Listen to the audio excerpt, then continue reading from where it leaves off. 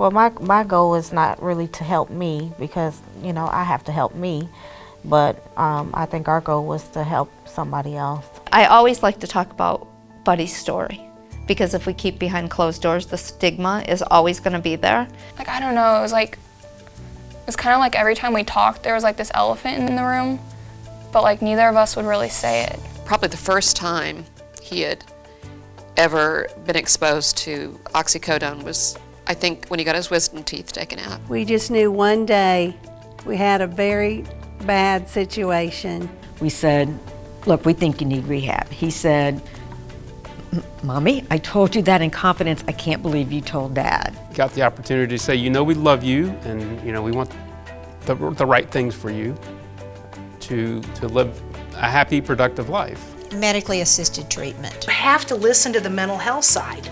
You know, you keep looking at like the addict's just supposed to snap out of it. I was like worried about stupid things like her stealing stuff. I'm like, none of that matters now, obviously. I started to not be mad at her anymore, and I realized she was sick. How many traumatic events that she suffered through was really eye-opening.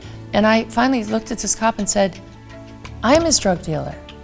I went to CVS on Friday and filled a bottle of Ativan. It is an epidemic, I mean, because it's like kids don't even start out smoking weed anymore. They just start out eating pills. And you know, we like to talk about, when you get to be my age, how smart we were back then or how things didn't affect us the way it does, but the times have changed. He went to work every day.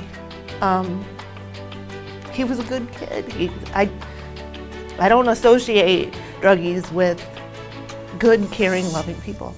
And I feel awful for that now because I just it's a stigma and I was very, very guilty of it. It's sad. Something needs to be done in this country. And I think what you're doing these documentaries, is a great, great step. I think these need to be shown elementary schools, junior high, and high schools. You know, when people ask me, oh, how did your brother pass? And I'll say it was an overdose, the sympathy kind of stops there. Versus if I would have said, oh, cancer or something, they'd be like, oh, I'm so sorry. Whereas and it takes them off guard, they don't know how to talk about it. And I definitely want to talk about it as much as I can, and I think our youth need to be open to talking about it because that's the only way we're going to get past that negative stigma. This is truly the human side of this problem.